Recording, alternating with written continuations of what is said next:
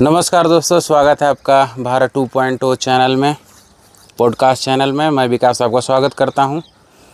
हम लोग डिस्कशन कर रहे थे इसके प्रीवियस वीडियो में कि district wise Bhagalpur silk city के बारे में हम लोगों ने काफ़ी अच्छा डिस्कशन किया था, और इसी सिलसिले में हम लोग डिस्कशन करने वाले हैं आज गया डिस्ट्रिक्ट के बारे में, जो कि एक बिहार का बहुत ही सांस्कृतिक रूप से देखें, टूरिज्म के रूप से देखें तो एक बहुत ही शानदार डिस्ट्रिक्ट है। पर इतने सारे चीज़ों को रहते हुए भी आज तक जो उसको मिलना चाहिए था नाम, और जिस तरह से डेवलप होना चाहिए था गया जी को, उस तरह से हुआ नहीं।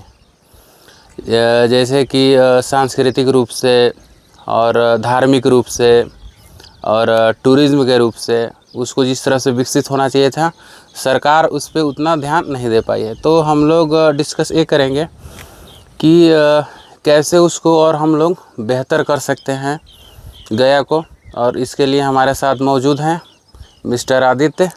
आगे रखेंगे। धन्यवाद भारत 2.0 की टीम हमारे प्रदेश में आने के लिए और डिस्ट्रिक्ट लेवल पे डिस्कशंस के लिए। अभी तक हम स्टेट लेवल पे डिस्कशन कर रहे थे और रीजन हम पूरे प्रदेश की तरक्की चाहते हैं, तो हमें ये इंश्योर करना पड़ेगा कि हर डिस्ट्रिक्ट की क्या क्या स्ट्रेंथ्स हैं और वीकनेसेस हैं। स्ट्रेंथ्स पे और आप काम करें और वीकनेसेस को आप धीरे धीरे रिमूव करें। तो जैसा कि आज का हमारा डिस्कशन गया, औरंगाबाद, अरवल और एक और डिस्ट्रिक्ट था, गया, औरंगाबाद, जहानाबाद छोटा सा रीजन है जो कि आपका पड़ता है इसके बीच में ही, गया और पटना के बीच में पड़ता है, राइट? अगर मेनली देखा जाए तो गया से ही सारे डिस्ट्रिक्ट डिवाइड हुए हैं, अरवल, जहानाबाद और औरंगाबाद। करेक्ट। तो अभी हम इस बेल्ट के ऊपर डिस्कशन कर लेते हैं। तो देखिए, इस बेल्ट में सबसे इंपॉर्टेंट जगह, जैसा आपने बोला, गया है। तो टूरिज्म के पर्सपेक्टिव से हम डिस्कस कर सकते हैं गया को। Fertile land, agriculture, agro processing, food processing, cold storage, इन सब से रिलेटेड, या ऑर्गेनिक फार्मिंग, इन सब से रिलेटेड हमें अगर डिस्कशन करना है तो हम अरवल, जहानाबाद और औरंगाबाद को डिस्कस कर सकते हैं, क्योंकि यहाँ की लैंड बहुत फर्टाइल है ड्यू टू सोन रिवर और अलुवियल सॉइल है। तो पहले स्टार्ट करते हैं गया से। तो देखिए, अगर हम गया, सब किसी को पता है कि इंडिया में गया एक बहुत ही इंपॉर्टेंट बुद्धिस्ट साइट है और वहाँ इंटरनेशनल ट्रैवलर्स बहुत हैं।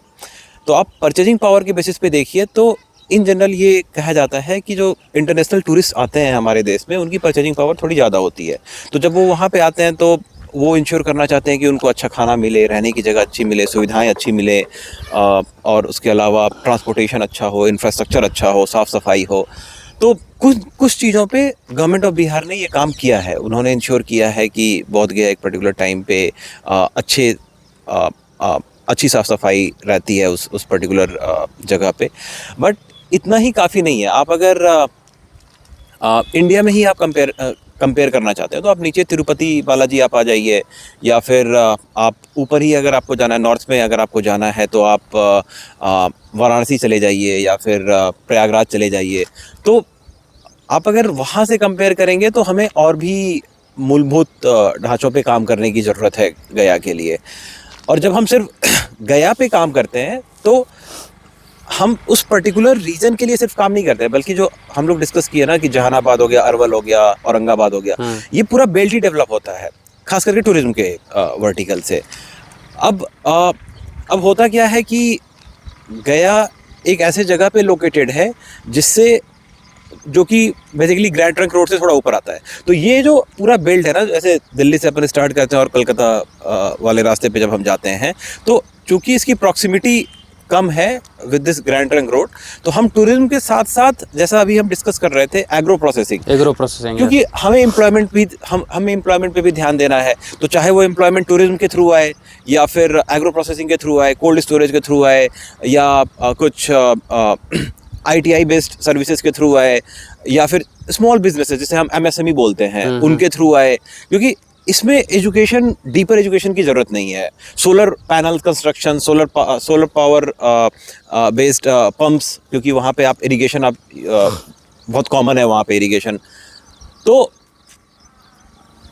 एक चीज़ हम आप ये भी ऑब्जर्व कीजिएगा कि अगर आप ऐसे प्लांट जहाँ से रॉ प्रोड्यूस होता है उसके पास रखते हैं, तो ट्रांसपोर्टेशन के साथ साथ स्टोरेज, मतलब जो बर्बादी होती है वो भी कम होती है, राइट। अगर अगर मैं ये बोलता हूँ कि अरवल पैडी में, ऑयल सीड्स में, वीट में, उसके अलावा वेजिटेबल्स में, जैसा हम लोग डिस्कस कर रहे थे कि वहाँ कॉलीफ्लावर और ये सारे वेजिटेबल्स बहुत अच्छे से होते हैं, हाँ, परवल, ये सब। हाँ, टोमेटो। तो हम हमारे जैसे कि डिफरेंट टाइप के केचप के प्लांट्स हो सकते हैं, और फूड प्रोसेसिंग में जिसे हम ड्राई फ्रूट्स बोल सकते हैं, चिप्स वगैरह हो गया, पोटैटो वगैरह भी होता है वहाँ पे।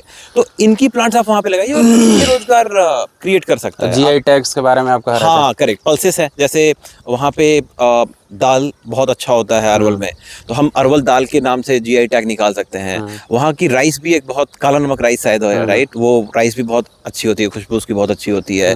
तो हम ये इंश्योर कर सकते हैं कि जो हमारी स्ट्रेंथ, अब हम ये बोले कि अरवल को हम दुबई बना देंगे, पॉसिबल है क्या? नहीं नहीं पॉसिबल है भाई। अरवल की स्ट्रेंथ सोन रिवर है, उसके किनारे की जो फर्टाइल एलुवियल सॉइल है, तो आप उस स्ट्रेंथ पे काम कीजिएगा, राइट।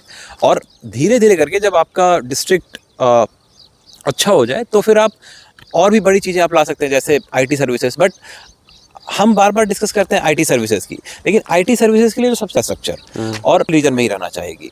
तो अरवल, जहानाबाद, गया और औरंगाबाद, इस बेल्ट में हम कोशिश कर सकते हैं MSME, agro, food processing based industries and tourism,